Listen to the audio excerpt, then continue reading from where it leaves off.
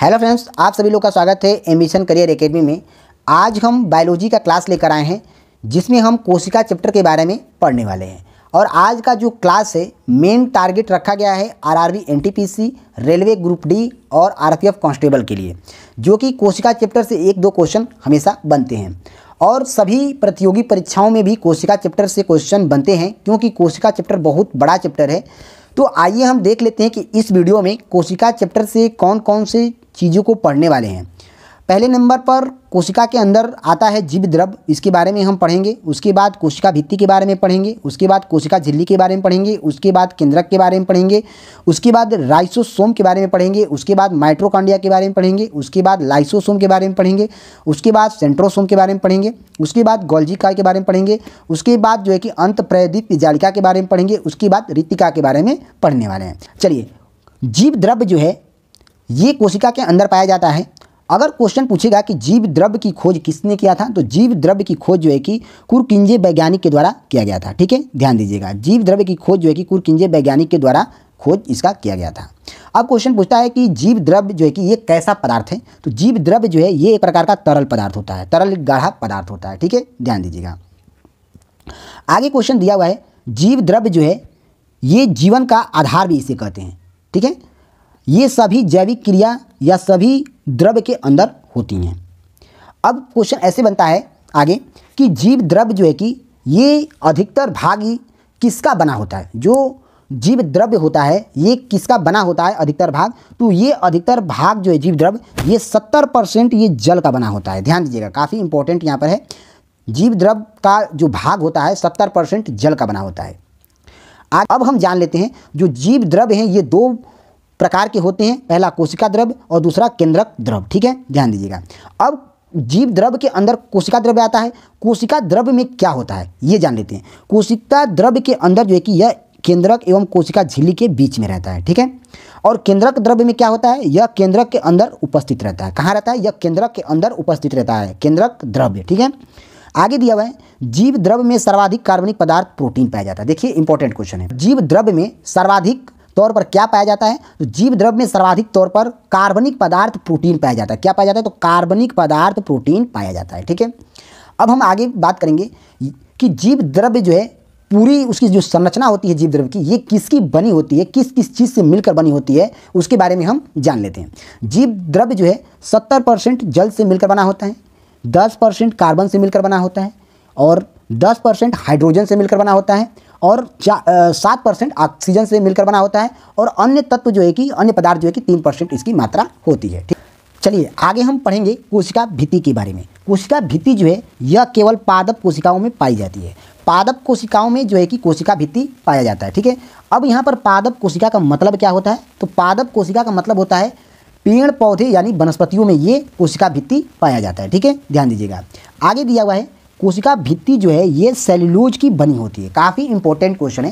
Question पूछता है कि कोशिका भित्ति जो है किसकी बनी होती है, तो कोशिका भित्ति जो है कि सेल्यूलोज की बनी होती है। ठीक है, आगे दिया हुआ है यह कोशिका को बाहरी आघातों से सुरक्षा प्रदान करता है। ठीक है, कोशिका भित्ति जो है कि पेड़ पौधों में जो बाहरी उसके छाल होते हैं उसमें सुरक्षा प्रदान करने का जो है कि कार्य करता है। कौन, तो कोशिका भित्ति। ठीक है, ध्यान दीजिएगा।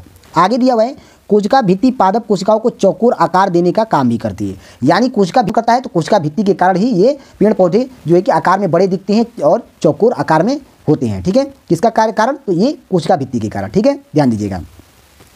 आगे दिया हुआ है जीवाणु एक पादप होता है जिसकी कोशिका भित्ति पेप्टिडोग्लाइकिन की बनी होती है। ठीक है, जो पेड़ पौधों में जीवाणु होते हैं जिसकी कोशिका भित्ति में क्या होती है, तो पेप्टिडोग्लाइकिन की बनी होती है। किसकी बनी होती है, तो पेप्टिडोग्लाइकिन की बनी होती है। कौन, कोशिका भित्ति। ठीक है, अब आगे कह रहा है कि कवक की कोशिका भित्ति जो है किसकी बनी होती है, तो कवक की कोशिका भित्ति जो है कि ये कायरीन की बनी होती है। ये क्वेश्चन बार बार पूछता है एग्जाम में कि कवक की कोशिका भित्ति किसकी बनी होती है, तो कवक की कोशिका भित्ति कायरीन की बनी होती है। ठीक है, ध्यान दीजिएगा। आगे हम पढ़ने वाले हैं कोशिका झिल्ली के बारे में। कोशिका झिल्ली जो है यह जंतु और पादप दोनों में पाई जाती है। यानी कहने का मतलब ये है कि जंतु का मतलब होता है आदमी, भेड़, बकरी, भैंस, और पादप का मतलब होता है पेड़ पौधे यानी वनस्पति। यानी कोशिका झिल्ली जो होता है जंतुओं में भी पाया जाता है और पादपों में भी पाया जाता है। कोशिका के अंदर के सभी अवयव इसी झिल्ली के अंदर रहते हैं। कोशिका के अंदर सभी अवयव, यानी कि कोशिका के अंदर जितने भी अवयव होते हैं ये कोशिका झिल्ली के ही अंदर रहते हैं। ठीक है, ध्यान दीजिएगा। आगे दिया हुआ है यह जंतु और कोशिकाओं का सबसे बाहरी आवरण है। ठीक है, जो कोशिका झिल्ली होता है ये जंतुओं के बाहरी आवरण पर लगा होता है। ठीक है, आगे दिया हुआ है जो कोशिका झिल्ली है ये किसका बना होता है। सवाल यहाँ बनता है कि जो कोशिका झिल्ली होती है किसका बना होता है या किस किस से मिलकर बना होता है। तो हम बोलेंगे जो कोशिका झिल्ली होती है यह प्रोटीन, लिपिड और जल की बनी होती है। ठीक है, काफ़ी इंपॉर्टेंट क्वेश्चन है, ध्यान दीजिएगा। कोशिका झिल्ली जो है ये प्रोटीन, लिपिड और जल से मिलकर बनी होती है। ठीक है, आगे दिया हुआ है कोशिका झिल्ली जो है यह अर्धपरागमय होती है। अर्धपरागमय की मतलब क्या होता है पहले ये समझ लेते हैं। अर्धपरागमय का मतलब यह होता है कि कुछ अणुओं को अवरोध से गुजरने दिया जाए लेकिन बाकी अणुओं को नहीं। ठीक है, इसका मतलब यही होता है। ठीक है, ध्यान दीजिएगा। आगे दिया हुआ है कोशिका झिल्ली का मुख्य कार्य क्या होता है ये जान लेते हैं। तो कोशिका झिल्ली का मुख्य कार्य यह होता है कि इसका मुख्य कार्य कोशिकाओं के अंदर जाने वाले एवं अंदर से बाहर आने वाले पदार्थों का निर्धारण करना होता है। अब यहाँ निर्धारण करने का मतलब क्या होता है ये समझ लेते हैं, बाकी आपको समझ में खुद ब खुद आ जाएगा। निर्धारण का मतलब ये होता है, कहने का मतलब ये है कि किसी चीज़ की पहचान या चरित्र दायरा का दिशा का तय करना होता है। ठीक है, यहाँ तक आपको बात समझ में आ गई होगी कि जो कोशिका झिल्ली जो है इसका मुख्य कार्य यह होता है किसी भी अंदर जाने वाले और आने वाले पदार्थों को निर्धारण करता है। कौन? तो कोशिका झिल्ली करता है। ठीक है, क्या हुआ है कोशिका झिल्ली की मोटाई कितनी होती है। तो कोशिका झिल्ली की मोटाई जो है कि 7 से 10 नैनोमीटर तक होती है। काफ़ी इंपॉर्टेंट क्वेश्चन है, ये बार बार एग्जामों में पूछता है, ध्यान दीजिएगा। कोशिका झिल्ली की मोटाई कितनी होती है। तो कोशिका झिल्ली की मोटाई 7 से 10 नैनोमीटर तक होती है। आगे दिया हुआ है कोशिका झिल्ली को क्या कहते हैं, यानी कोशिका झिल्ली का दूसरा नाम क्या है। या हम बोल सकते हैं, क्वेश्चन ऐसे भी पूछता है कि कोशिका झिल्ली का दूसरा उपनाम क्या है। तो कोशिका झिल्ली का दूसरा नाम जो है कि प्लाज्मा झिल्ली भी हम इसे कहते हैं। क्या कहते हैं? प्लाज्मा झिल्ली। ठीक है, ध्यान दीजिएगा, काफ़ी इंपॉर्टेंट क्वेश्चन है था। तो केंद्रक की खोज जो है कि सर्वप्रथम रॉबर्ट ब्राउन वैज्ञानिक के द्वारा किया गया था। किस वैज्ञानिक के द्वारा? तो रॉबर्ट ब्राउन के द्वारा जो है कि केंद्रक की खोज किया गया था। अब क्वेश्चन ये पूछता है कि केंद्रक जो है या केंद्रक की खोज कब की गई थी। तो केंद्रक की खोज जो है कि रॉबर्ट ब्राउन के द्वारा किया गया था, लेकिन सन पूछेगा तो सन हम 1831 में बताएंगे। ठीक है, इंपॉर्टेंट है, इसे ध्यान दीजिएगा। आगे दिया हुआ है केंद्रक कोशिका का मस्तिष्क भी कहा जाता है। यानी कहने का मतलब ये है कि केंद्रक को कोशिका का मस्तिष्क इसलिए कहा जाता है, आप आसान भाषा में समझिए तो जिस प्रकार शरीर के सारी क्रियाओं का नियंत्रण कौन करता है? तो हमारा मस्तिष्क करता है। ठीक उसी प्रकार से कोशिका के सारे कार्य का नियंत्रण कौन करता है? तो कोशिका के सारे कार्य का नियंत्रण जो है ना केंद्रक ही करता है। इसलिए हम केंद्रक को ही कोशिका का मस्तिष्क कहते हैं। ठीक है, आपको यहाँ तक समझ में आ गया होगा, ध्यान दीजिएगा। चलिए आगे दिया हुआ है यह एक पतली झिल्ली से घिरा रहता है। जो केंद्रक है ये एक प्रकार की पतली झिल्ली से घिरा रहता है, जिसे हम केंद्रक झिल्ली कहते हैं। उसे हम नाम दे सकते हैं केंद्रक झिल्ली। ठीक है, चलिए आगे दिया हुआ है केंद्रक के अंदर उपस्थिति द्रव को न्यूक्लियोप्लाज्मा या केंद्रक कहते हैं। ठीक है, ध्यान दीजिएगा। आगे दिया हुआ है केंद्रक द्रव में धागे नुमा पदार्थ जाल के रूप में रहता है। जो केंद्रक द्रव्य होता है ये एक प्रकार के छोटे छोटे पतले पतले धागे नुमा पदार्थ के जाल के रूप में जो है कि केंद्रक में फैला रहता है, जिसे हम क्रोमैटिन कहते हैं। क्या कहते हैं? क्रोमैटिन कहते हैं। यह प्रोटीन एवं डीएनए का बना होता है। जो ये केंद्रक द्रव्य जो जाल होता है धागे नुमा, ये किसका बना होता है? क्वेश्चन ये पूछता है। तो ये प्रोटीन एवं डीएनए का बना होता है। किसका बना होता है? ये प्रोटीन एवं डीएनए का बना होता है, जिसे हम क्रोमैटिन भी कहते हैं। ठीक है, ध्यान दीजिएगा।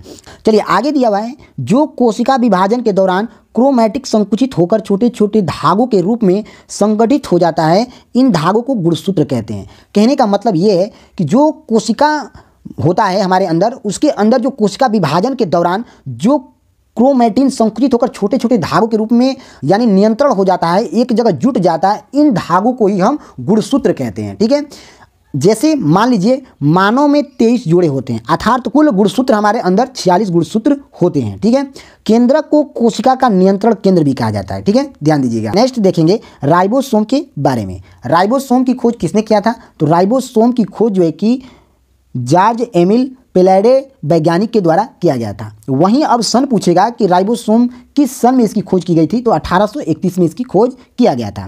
आगे दिया हुआ है राइबोसोम जो होता है ये कोशिका के कोशिका द्रव्य में पाए जाने वाले सूक्ष्म कण होते हैं। यानी कहने का मतलब है जो राइबोसोम है ये कोशिका द्रव्य में पाए जाते हैं। जो कोशिका होता है उसके कोशिका द्रव्य में छोटे छोटे सूक्ष्म के रूप में ये पाए जाते हैं। ठीक है, आगे दिया हुआ है जो राइबोसोम है यह प्रोटीन का निर्धारण करता है। यानी ये राइबोसोम जो है कि प्रोटीन का निर्माण यानी प्रोटीन को बनाता है, अतः इसे प्रोटीन की फैक्ट्री भी हम कहते हैं।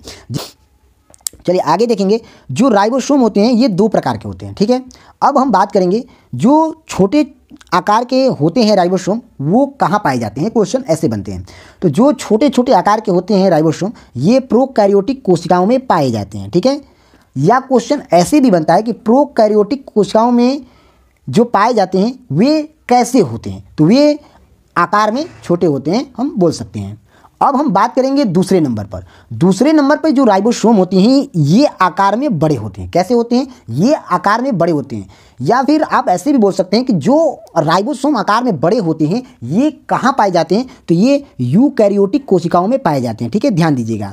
या क्वेश्चन ये भी बनता है, उल्टा बनता है क्वेश्चन कि यूकैरियोटिक कोशिका में जो पाए जाते हैं ये आकार में कैसे होते हैं, तो ये आकार में बड़े होते हैं। ठीक है, ध्यान दीजिएगा। आगे हम पढ़ेंगे माइटोकॉन्ड्रिया के बारे में। किसके बारे में, माइटोकॉन्ड्रिया के बारे में हम पढ़ने वाले हैं। माइटोकॉन्ड्रिया जो है इसकी खोज किस वैज्ञानिक के द्वारा किया गया था, तो माइटोकॉन्ड्रिया की खोज जो है कि अल्टमैन वैज्ञानिक के द्वारा किया गया था। किस वैज्ञानिक के द्वारा, तो अल्टमैन वैज्ञानिक के द्वारा माइटोकॉन्ड्रिया का खोज किया गया था। वहीं क्वेश्चन ये पूछ ले कि माइटोकॉन्ड्रिया का खोज किस सन में किया गया था, तो माइटोकॉन्ड्रिया का खोज जो है कि 1886 में इसकी खोज किया गया था।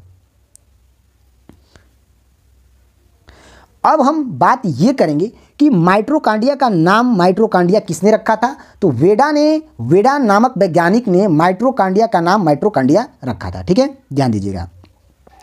आगे क्वेश्चन दिया हुआ है कि माइटोकॉन्ड्रिया जो है ये कोशिका का श्वसन स्थल होता है। क्या होता है माइटोकॉन्ड्रिया, ये कोशिकाओं का जो कोशिका होते हैं हमारे शरीर में इसमें श्वसन स्थल कहाँ पर होता है, तो माइटोकॉन्ड्रिया में ही होता है। माइटोकॉन्ड्रिया में क्या होता है, तो माइटोकॉन्ड्रिया में यहाँ आपसी श्वसन होता है। ठीक है, ध्यान दीजिएगा। आगे दिया हुआ है यहाँ क्रेब्स चक्र चलता है। क्या चलता है, माइटोकॉन्ड्रिया में क्रेब्स चक्र चलता है जिसे फलस्वरूप एटीपी तथा ग्लूकोज बनते हैं और हमें ऊर्जा मिलती है। ठीक है, ध्यान दीजिएगा। इसी कारण कोशिकाओं का पावर हाउस या शक्ति गृह कहते हैं। ठीक है, माइटोकॉन्ड्रिया के अंदर क्रेब्स चक्र चलता है जिसे हम फलस्वरूप एटीपी तथा ग्लूकोज बनते हैं और वहाँ से हमें ऊर्जा हमारे शरीर में मिलता है और वहीं से हम बोल सकते हैं, चल सकते हैं, दौड़ सकते हैं। ठीक है, कहाँ से, तो माइटोकॉन्ड्रिया के थ्रू ही। ठीक है, इसी कारण से ही हमें कोशिकाओं का पावर हाउस या शक्ति गृह भी इसे हम माइटोकॉन्ड्रिया को कह सकते हैं। ठीक है, माइटोकॉन्ड्रिया को आंतरिक दीवार को क्रिस्ट कहते हैं। अब यहाँ पर देखिए माइटोकॉन्ड्रिया का यहाँ पर फोटो दिखाया गया होगा। इसमें जो अंदर की दीवार होती है जो लाल परत वाला दिख रहा है इसको हम क्या बोलते हैं, तो इसको हम क्रिस्ट बोलते हैं। क्या बोलते हैं, इसे क्रिस्ट बोलते हैं। इसका कहने का मतलब यही है। ठीक है, चलिए आगे दिया हुआ है जो माइटोकॉन्ड्रिया को सूत्रकणिका भी कहा जाता है। यानी कहने का मतलब ये है कि माइटोकॉन्ड्रिया का दूसरा नाम क्या है, तो माइटोकॉन्ड्रिया का दूसरा नाम सूत्रकणिका भी कहा जा सकता है। ठीक है, आगे हम जानने वाले हैं लाइसोसोम के बारे में। लाइसोसोम जो है ये कोशिका के अंदर पाए जाने वाले छोटे गोलाकार थैली जैसी संरचना होती हैं। ठीक है, इसकी खोज किसने किया था, तो इसकी डी दुबे नामक वैज्ञानिक ने किया था। किसकी खोज, तो लाइसोसोम की खोज जो है कि डी दुबे नामक वैज्ञानिक ने लाइसोसोम की खोज किया था। क्वेश्चन ये बनता है कि लाइसोसोम की खोज कब की गई थी, यानी सन पूछेगा तो हम ये बोलेंगे लाइसोसोम की खोज जो है कि 1958 में किया गया था।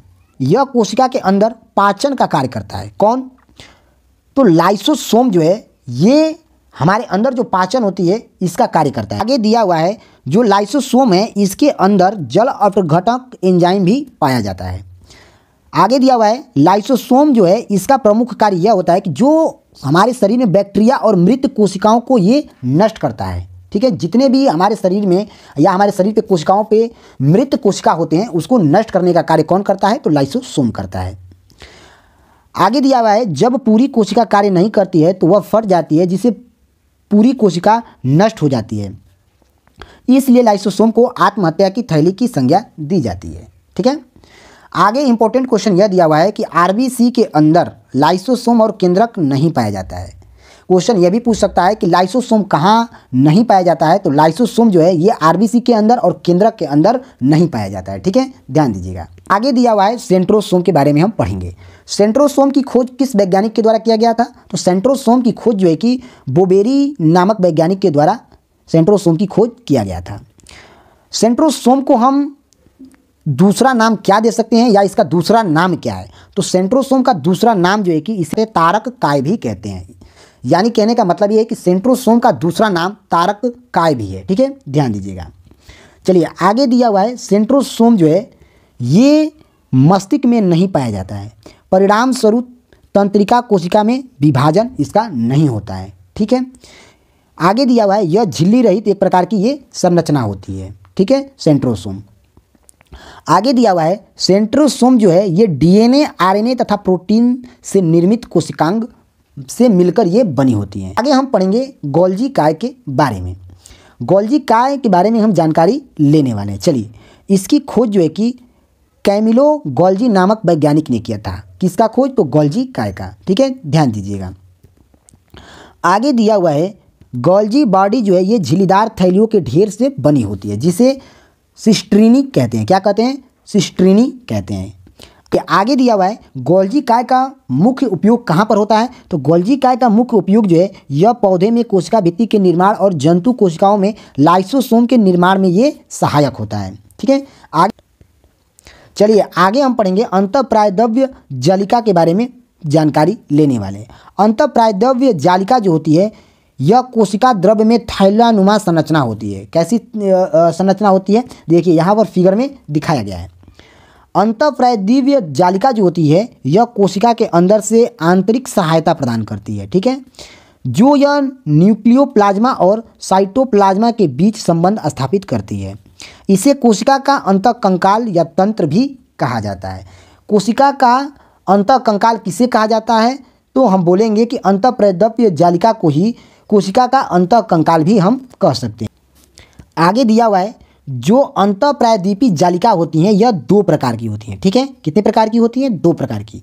अब इसमें कौन कौन सी होती हैं, तो आइए देख लेते हैं। पहला जो होता है मुलायम होता है। ठीक है, मुलायम कोशिका द्रव्य होता है, और दूसरा जो होता है ये कठोर कोशिका द्रव्य होता है। जो मुलायम कोशिका द्रव्य होता है उसमें जो है कि इसमें राइबोसोम नहीं पाया जाता है। यह कार्बोहाइड्रेट और वसा और लिपिड का निर्माण करती है। ठीक है, ध्यान दीजिएगा।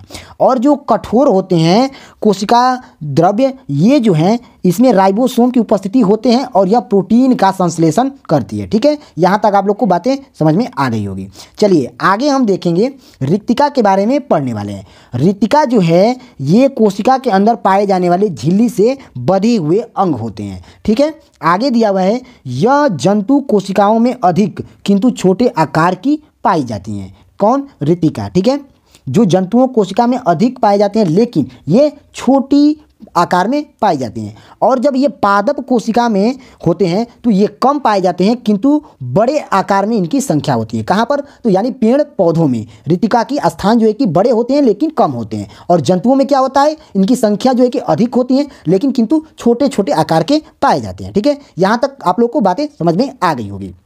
आगे दिया हुआ है रिक्तिकाओं में अंदर जो है अकार्बनिक या कार्बनिक अणु होते हैं। रिक्तिकाओं में अंदर क्या होते हैं, कार्बनिक या अकार्बनिक गुण पाए जाते हैं। ठीक है, और जो रिक्तिका होती हैं यह जल को संचित या स्टोर करने का कार्य करता है। रिक्तिका का कार्य क्या होता है कि जल को संचित करता है, यानी जल को इकट्ठा करने का ये कार्य करता है। ध्यान दीजिएगा।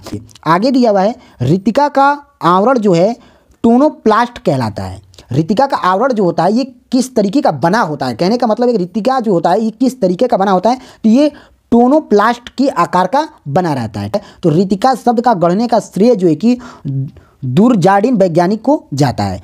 चलिए फ्रेंड्स, यहाँ पर हमने कोशिका चैप्टर के बारे में मुख्य हेडिंग को समझा है। अगर आप लोगों को इसका PDF चाहिए तो आप यहाँ से QR कोड टेलीग्राम दिया हुआ है, यहाँ से आप स्कैन करके हमारे टेलीग्राम ग्रुप से जुड़ सकते हैं और वहाँ से PDF प्रोवाइड कर सकते हैं, या फिर टेलीग्राम की डिस्क्रिप्शन हमारे इस वीडियो के लिंक में नीचे दिया है, वहाँ से भी आप हमारे टेलीग्राम ग्रुप से जुड़ सकते हैं और वहाँ से इसकी पूरी की पूरी PDF वहाँ से प्रोवाइड कर सकते हैं। तो चलिए फ्रेंड्स, मिलते हैं अगले लेक्चर में, तब तक के लिए जय हिंद।